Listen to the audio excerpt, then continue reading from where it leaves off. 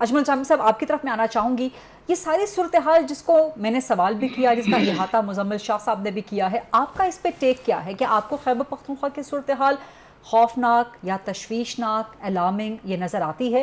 क्या सूरत हाल उस नहज तक पहुँच चुकी है कि फेडरेशन वहाँ पे कोई मुदाखलत कर सके, गवर्नर राज कोई पॉसिबिलिटी, या आपको लगता है कि उसकी अवेलेबिलिटी होनी चाहिए? प्लस जो पुलिस को इस वक्त फ़ौज के मुखालिफ करने की एक पॉलिटिकल कोशिश की जा रही है, जो पॉलिटिसाइज किया जा रहा है, कैसे देखते हैं जामी साहब इस सारी सूरत हाल को आप? बहुत शुक्रिया गरीदा साहिबा। वो रईस अमरोही ने कहा था, किसने देखे हैं तेरी रूह के रिश्ते हुए जख्म, कौन उतरा है तेरे कल्ब की गहराई में। अलमिया यही है, ना इन्हें खबर है ना उन्हें खबर है। मैं तो फिलफौर केपी में किसी गवर्नर आज की सूरत हाल को नहीं देख रहा, क्योंकि अब 18वीं तरमीम के बाद ये सूरत हाल उस कदर आसान नहीं रही। दूसरी बात यह है कि जहां हम केपी सरकार या गंडापुर को हदफ तनकीद बनाते हैं, वहां पे गवर्नमेंट इन पार के भी सर्टन एक्शंस पे सवाल उठाना सहाफ़ी की जिम्मेदारी है।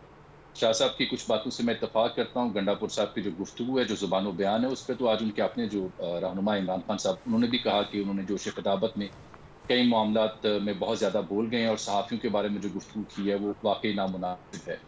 बहुत अच्छी बात उन्होंने की। उनकी बाकी पार्टी रहनुमा भी किसी हद तक वजाहत कर रहे थे और माज़रत खाना रवैया इख्तियार कर रहे थे। हाँ, वो लोग जो उसकी तायीद कर रहे थे वो कतन सहाफ़ी नहीं हो सकते। हम तो पीटीआई के दौर में भी जो मामलात अपोजिशन के साथ बरपा थे, उस पर भी आवाज़ बुलंद करते थे और अब भी आवाज़ बुलंद करते हैं। लेकिन इदराक का मामला है। अगर 9 मई एक हकीकत है, तल्ख़ हकीकत है, और शुहदा की यादगारों को, कोर कमांडर हाउस को, यूनिफ़ॉर्म्स को जिस तरह से रिडिक्यूल किया गया, अगर वो एक हकीकत है जिसका तलाफ़ी या जिसका हिसाब तब होना लाज़िम है, तो फिर समहाउ जो 10 सितंबर को जो कुछ हुआ पार्लिमान के साथ, वो भी एक तल्ख़ हकीकत है। और वो इतनी तल्ख़ हकीकत है कि आज और कल में आप देख रहे हैं कि जो बॉडी लैंग्वेजेज़ हैं, जो रवैये हैं, गवर्नमेंट के भी और अपोजिशन के भी, उनमें भी कुछ बेहतरी आई है, क्योंकि आई थिंक समहाउ किसी न किसी जगह कुछ इदराक हुआ है कि प्रोबेबली बहुत ज़्यादा ओवरस्टेपिंग की गई है, बहुत ज़्यादा नो बॉल की गई है। तो जब तक इदराक नहीं होगा, जब तक इन मामलात की हकीकत को तस्लीम नहीं किया जाएगा, तब तक आगे नहीं बढ़ा जा सकता। chaos और पॉलिटिकल इंस्टेबिलिटी जो इस वक़्त है, और इकोनॉमिक इंस्टेबिलिटी, वो बेसिकली इस पॉलिटिकल इंस्टेबिलिटी की वजह से।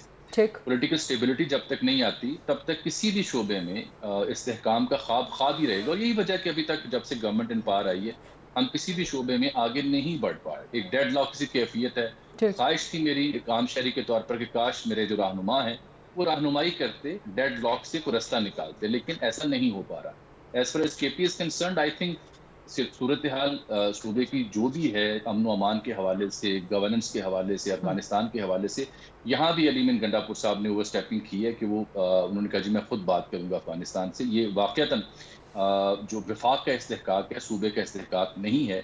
इस स्टेटमेंट से भी उन्हें परहेज करना तो चाहिए था। जामी साहब, लेकिन विफाक क्या इस करे? सिचुएशन, विफाक क्या करे जामी साहब? Sorry to interject, but this is to further the debate. विफाक फिर क्या करे? इस किस्म के बयानात सुन के चुप साध ले, या मुलाकातों के लिए बुला ले एक बार फिर, खुफिया मुलाकातों के लिए, बंद कमरों के पीछे मुलाकातों के लिए, क्या करे? नहीं, विफाक ने जवाब दिए। ख्वाजा आसिफ ने on the floor of the house जवाब दिया इस बात का, वही बिल्कुल ना ठीक कि जवाब बयान दिया। है, उसके और जवाब में सिर्फ मजम्मती बयान है, दैट्स इट। सिर्फ ये बयान बयान खेल के आगे बढ़ जाया जाए। सियासत में एक दूसरे को फौरन तौर पर बयान के ऊपर फांसी तो नहीं दी जाती ना जी। सियासत में तो अपोजिशन ने या गवर्नमेंट ने अपनी अपनी पॉलिटिकल पॉइंट स्कोरिंग करनी है। ठीक।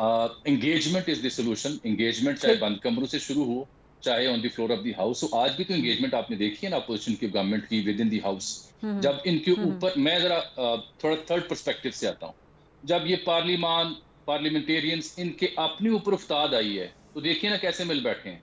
देखिए कैसे एक दूसरे के लिए बाहें फैला रहे थे, देखिए कैसे एक दूसरे को खुशामदीद कह रहे थे।